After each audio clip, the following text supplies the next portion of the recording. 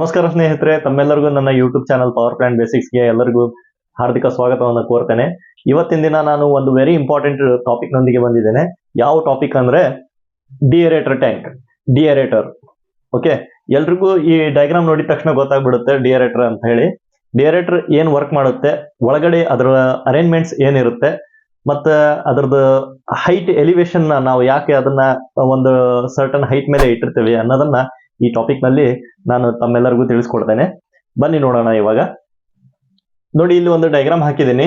ಒಂದು horizontal tank ಇದೆ, ಅದರ ಮೇಲ್ಗಡೆ ಒಂದು ವರ್ಟಿಕಲ್ ಟ್ಯಾಂಕ್ ಇದೆ. ಆಕ್ಚುಲಿ ಈ ವರ್ಟಿಕಲ್ ಟ್ಯಾಂಕ್ ನಮ್ದು ಡಿಯರೇಷನ್. ಈ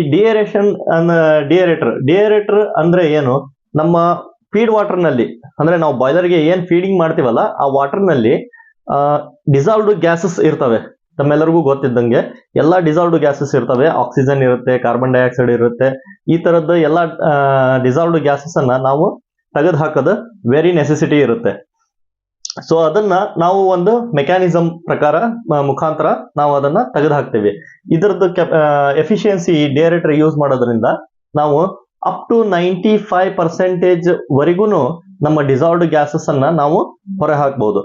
ಇದು ಯಾವ ಲಾ ಮೇಲೆ ವರ್ಕ್ ಆಗುತ್ತೆ ಅಂತಂದ್ರೆ, ಇದಕ್ಕೆ ಎರಡು ಲಾ ಬರ್ದಿದ್ದೀನಿ ನಾನು. ಎರಡು ಲಾ ಇದಾವೆ. ಒಂದು ಹೆನ್ರೀಸ್ ಲಾ, ಇನ್ನೊಂದು ಇನ್ವರ್ಸ್ ಸೊಲ್ಯುಬಿಲಿಟಿ ಆಫ್ ಡಿಸಾಲ್ವ್ಡ್ ಗ್ಯಾಸಸ್ ಅಂತ ಹೇಳಿ, ಸೊಲ್ಯುಬಿಲಿಟಿ ಆಫ್ ವಾಟರ್ ಲಾ. ಓಕೆ, ಇವು ಎರಡು ಲಾ ಮೇಲೆ ಈ ಡಿಯರೇಟರ್ ನಮ್ದು ವರ್ಕ್ ಆಗುತ್ತೆ. ಹೆನ್ರಿ ಲಾ ಏನ್ ಹೇಳುತ್ತೆ, the solubility of gas in liquid is directly proportional to partial pressure. ಅಂದ್ರೆ ತಮ್ಮೆಲ್ಲರಿಗೂ ಒಂದು ಅಸ್ಯೂಮ್ ಮಾಡ್ಕೊಡ್ರಿ, ಜಸ್ಟ್ ಒಂದು ಟ್ಯಾಂಕ್ ಅಲ್ಲಿ ನೀವು ಒಂದು ವಾಟರ್ನ ಫಿಲ್ಅಪ್ ಮಾಡ್ತೀರಾ. ಈ ತರ ಈ ಟ್ಯಾಂಕ್ ಅಲ್ಲಿ ವಾಟರ್ನ ಫಿಲ್ಅಪ್ ಮಾಡ್ಕೊಂತೀವಿ.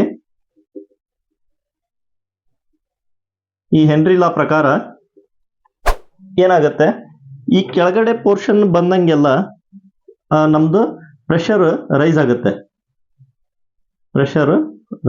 ಇಲ್ಲಿ ಮೇಲ್ಗಡೆ ಲೇಯರ್ ನಲ್ಲಿ ನಮ್ಮ ಡಿಸಾಲ್ವ್ಡ್ ಗ್ಯಾಸಸ್ ಇರ್ತವೆ ಅಂತ ಅಸ್ಯೂಮ್ ಮಾಡ್ಕೊಂಡು ಇಲ್ಲಿ ಏನಾಗುತ್ತೆ, ಪ್ರೆಷರ್ ನಮ್ದು ಲೋ ಇರುತ್ತೆ. ಓಕೆ, ಇವಾಗ ಮೇಲ್ಗಡೆ ಲೇಯರ್ ನಲ್ಲಿ ಡಿಸಾಲ್ವ್ಡ್ ಗ್ಯಾಸಸ್ ಅದರದ್ದು ಡೆನ್ಸಿಟಿ ಕಡಿಮೆ ಇರೋ ಕಾರಣಕ್ಕೆ ಅವು ಮೇಲ್ಗಡೆ ಇರ್ತವೆ. ನೆಕ್ಸ್ಟ್ ಡೆನ್ಸಿಟಿ ಜಾಸ್ತಿ ಇರ್ತಕ್ಕಂಥ ವಾಟರ್ ಪಾರ್ಟಿಕಲ್ಸ್ ಬಾಟಮ್ ಅಲ್ಲಿ ಇರ್ತವೆ. ಸೊ ನಾವು ಇದರದ್ದು ಈ ಮೇಲ್ಗಡೆ ಇರ್ತಕ್ಕಂಥ ಡಿಸಾಲ್ವ್ಡ್ ಗ್ಯಾಸಸ್ ಲೇಯರ್ ಅನ್ನ ನಾವು ಪ್ರೆಷರ್ ಅನ್ನ ನಾವು ರಿಮೂವ್ ಮಾಡಿಬಿಟ್ರೆ ಅದರದ್ದು ಗ್ಯಾಸಸ್ ಏನಾಗ್ತವೆ, ಎಕ್ಸಾಸ್ಟ್ ಆಗ್ಬಿಡ್ತವೆ ಅಂತ ಹೆನ್ರಿ ಲಾ ನಮ್ದು ಹೇಳ್ಕೊಡುತ್ತೆ. ನೆಕ್ಸ್ಟ್ ಅದೇ ತರ ಇನ್ವರ್ಸ್ ಸೊಲ್ಯುಬಿಲಿಟಿ ಆಫ್ ವಾಟರ್ ಲಾ. ಇದ್ರೊಳಗೆ ಏನ್ ಹೇಳುತ್ತೆ, when the temperature of liquid is increased the dissolved gases in liquid is decreases. ಅಂದ್ರೆ ಟೆಂಪರೇಚರ್ ನಾವು ಇಲ್ಲಿ ಏನ್ ಸ್ಟೀಮ್ ಕೊಡ್ತೀವಲ್ಲ, ಅದೇ ನಾವು ವಾಟರ್ ಟೆಂಪರೇಚರ್ ನ ರೈಸ್ ಮಾಡ್ದಂಗೆ ನಮ್ಮ ಡಿಸಾಲ್ವ್ಡ್ ಗ್ಯಾಸಸ್ ಏನಿದಾವೆ ಎಕ್ಸಾಸ್ಟ್ ಆಗ್ತವೆ ಟು ಅಟ್ಮಾಸ್ಫಿಯರ್ ಅಂತ ಹೇಳ್ತದೆ. ಅಂಡ್ ನೆಕ್ಸ್ಟ್ ಇನ್ನೊಂದು ಲೈನ್ ಇದೆ ನೋಡಿ, ಇಟ್ ಬಿಕಮ್ಸ್ ಅಂದ್ರೆ ಗ್ಯಾಸಸ್ ಬಿಕಮ್ಸ್ ಝೀರೋ ಆಟ್ ಸ್ಯಾಚುರೇಷನ್ ಟೆಂಪರೇಚರ್. ನಾವು ಇವಾಗ ಸ್ಯಾಚುರೇಷನ್ ಟೆಂಪರೇಚರ್ಗೆ ನಾವು ವಾಟರ್ನ ರೈಸ್ ಮಾಡಿದ್ವಿ ಟೆಂಪರೇಚರ್ ಅಂದ್ರೆ, ಅವಾಗ ಡಿಸಾಲ್ವ್ಡ್ ಗ್ಯಾಸಸ್ ನಮ್ದು ಝೀರೋ ಆಗುತ್ತೆ ಅಂತ ಈ ಇನ್ವರ್ಸ್ ಸೊಲ್ಯುಬಿಲಿಟಿ ಆಫ್ ವಾಟರ್ ಲಾ ಹೇಳುತ್ತೆ. ಇದೇ ಲಾ ಮೇಲೆ ನಮ್ದು ಈ ಡಿಯರೇಟರ್ ಮೆಕ್ಯಾನಿಸಮ್ ವರ್ಕ್ ಆಗುತ್ತೆ. ಓಕೆ,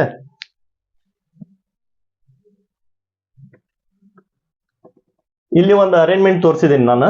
ಮೇಲ್ಗಡೆ ಏನಿದೆ ಇದು ಡಿಯರೇಟರ್. ಆಕ್ಚುಲಿ ಇದು ಕೆಳಗಡೆ ಭಾಗ ಏನಿದೆ ಇದು ನಮ್ದು ಸ್ಟೋರೇಜ್ ಟ್ಯಾಂಕ್.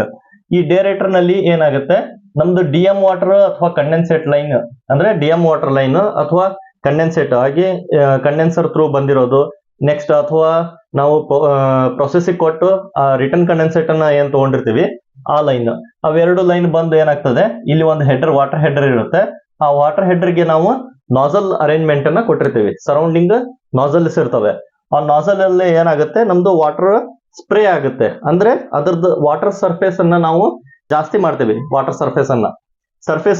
ಸರ್ಫೇಸ್ ಜಾಸ್ತಿ ಮಾಡಿದಾಗ ಏನಾಗುತ್ತೆ, ಇಲ್ಲಿ ನೆಕ್ಸ್ಟ್ ಇಲ್ಲಿ ಏನು ಪರ್ಫಾರೇಟೆಡ್ ಟ್ರೇಸ್ ಇದಾವ, ಅರೇಂಜ್ಮೆಂಟ್ ಇದೆ, ಪರ್ಫಾರೇಟೆಡ್ ಟ್ರೇ ಅರೇಂಜ್ಮೆಂಟ್ ಇದೆ. ಅಂದ್ರೆ ಶವರ್ ಟೈಪ್ ಅದ ವಾಟರ್ ನಮ್ದು ಕೆಳಗಡೆ ಫಾಲ್ ಆಗುತ್ತೆ, ಈ ಸ್ಪ್ರೇ ಆಗಿರ್ತಕ್ಕಂಥ ವಾಟರ್. ನೆಕ್ಸ್ಟ್ ಅದೇ ಟೈಮಿಗೆ ನಮ್ದು ಇಲ್ಲಿ ಒಂದು ಸ್ಟೀಮ್ ಇನ್ಲೆಟ್ ಮಾಡ್ತೀವಿ, ನಾವು ಸ್ಟೀಮ್ ಕೊಡ್ತೀವಿ. ಸರ್ಟನ್ ಪ್ರೆಷರ್ಗೆ ನಾವು ಟರ್ಬೈನ್ ಇಂದ ಬ್ಲೀಡ್ ಆಗಿರ್ತಕ್ಕಂಥ ಸ್ಟೀಮ್ ಅನ್ನ ಇಲ್ಲಿ ಪಾಸ್ ಮಾಡ್ತೀವಿ. ಆ ಸ್ಟೀಮ್ ಏನಾಗುತ್ತೆ, ಥ್ರೂ ಸಮ್ ಪ್ರೆಷರ್ ಇರುತ್ತೆ ಅದಕ್ಕೆ, ಆ ಸ್ಟೀಮ್ ಈ ಸರ್ಫೇಸಿಗೆ ಅಂದ್ರೆ ಆ ವಾಟರ್ ಪಾರ್ಟಿಕಲ್ಸ್ ಸರ್ಫೇಸಿಗೆ ಟಚ್ ಮಾಡಿ ಆ ಸರ್ಫೇಸ್ ನಲ್ಲಿ ಇರತಕ್ಕಂತಹ ಡಿಸಾಲ್ವ್ಡ್ ಗ್ಯಾಸಸ್ ಅನ್ನ ಇಲ್ಲಿ ಮೇಲ್ಗಡೆ ರೈಸ್ ಮಾಡುತ್ತೆ, ಮೇಲ್ಗಡೆ ಒಯ್ಯುತ್ತೆ. ಇದು ಒಯ್ದ ಮೇಲೆ ಇಲ್ಲಿ ಏನ್ ಕಲೆಕ್ಟ್ ಆಗತ್ತಲ್ಲ, ಅವು ಈ ವೆಂಟ್ ಮುಖಾಂತರ ನಮ್ದು ಡಿಸಾಲ್ವ್ಡ್ ಗ್ಯಾಸಸ್ ವೆಂಟ್ ಔಟ್ ಆಗ್ತವೆ. ಓಕೆ, ನೆಕ್ಸ್ಟ್ ಇಲ್ಲಿ ಒಂದು ಅರೇಂಜ್ಮೆಂಟ್ ಕೊಟ್ಟಿದ್ದೀವಿ, ಪ್ರೆಷರ್ ಬ್ಯಾಲೆನ್ಸಿಂಗ್ ಲೈನ್. ಅಂದ್ರೆ ಈ ಟ್ಯಾಂಕ್ ನಲ್ಲಿ ಮತ್ತೆ ಈ ಡೇರೇಟರ್ ನಲ್ಲಿ ಇರತಕ್ಕಂತಹ ಪ್ರೆಷರ್ ಬ್ಯಾಲೆನ್ಸ್ ಮಾಡ್ಲಿಕ್ಕೆ ಇಲ್ಲಿ ಒಂದು ಲೈನ್ ಅರೇಂಜ್ಮೆಂಟ್ ಮಾಡಿದೀವಿ. ನೆಕ್ಸ್ಟ್ ಒಂದು ಪ್ಯಾಗಿಂಗ್ ಲೈನ್ ಇದೆ ನೋಡಿ, ಈ ಪ್ಯಾಗಿಂಗ್ ಲೈನ್, ಇದಕ್ಕೆ ಪರ್ಫೋರೇಟೆಡ್ ಹೋಲ್ಸ್ ಇರ್ತವೆ, ಈಕ್ವಲ್ ಆಗಿ ಹೋಲ್ಸ್ ಇರ್ತವೆ.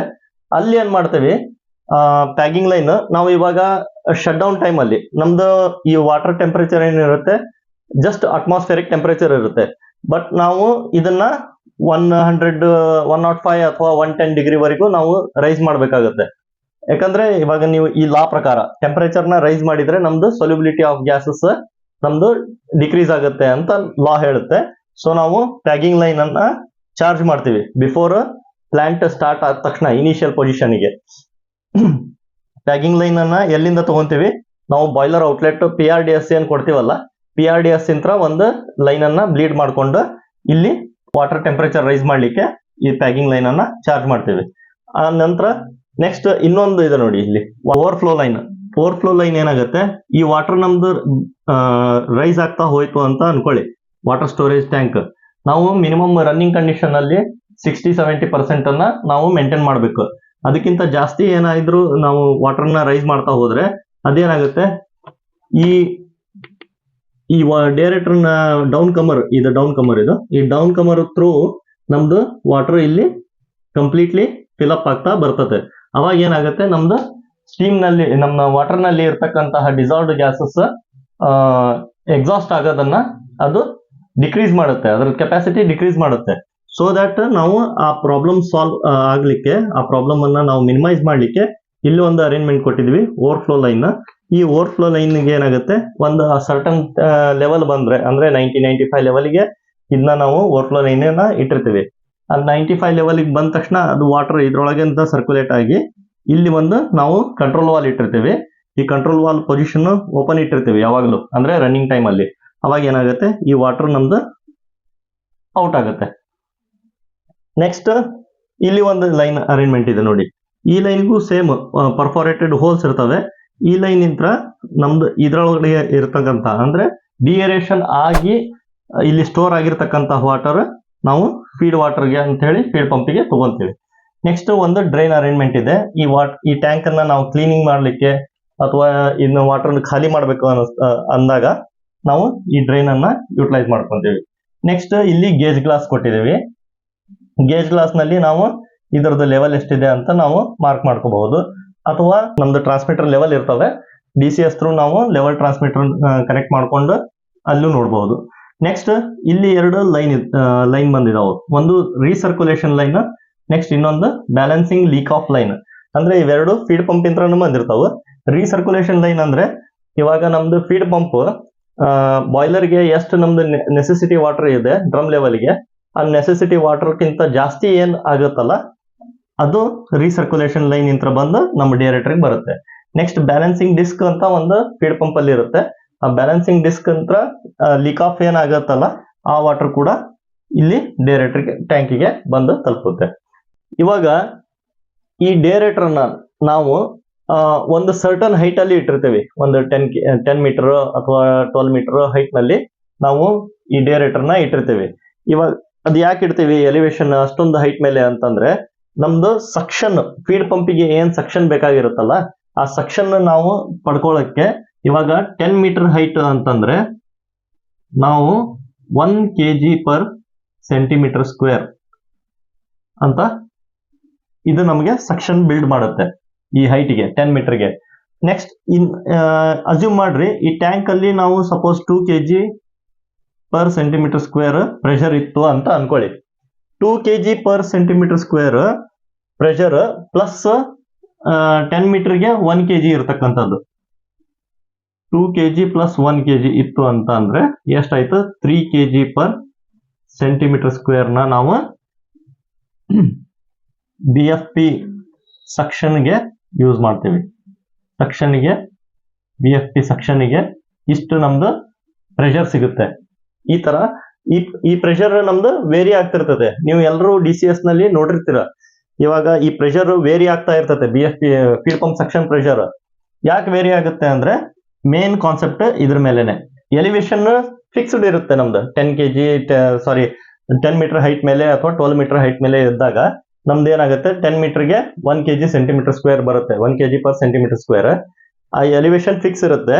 ಬಟ್ ಇನ್ಬಿಲ್ಟ್ ಅಲ್ಲಿ ಇದ್ರೊಳಗಡೆ ಏನ್ ಪ್ರೆಷರ್ ವೇರಿಯೇಷನ್ ಆಗುತ್ತಲ್ಲ ಆ ಪ್ರೆಷರ್ ಮೇಲೆ ಈ ನಮ್ದು feed pump suction pressure vary ಆಗುತ್ತೆ. ಸಪೋಸ್ ನಮ್ದು 2 kg ಬದಲಾಗಿ 1.5 kg ಇತ್ತಂದ್ರೆ ಇಲ್ಲಿ 2.5 kg per centimetre square pressure ಅನ್ನ ನಾವು ಫೀಡ್ ಪಂಪ್ ಸೆಕ್ಷನ್ ಅಲ್ಲಿ ನೋಡಬಹುದು.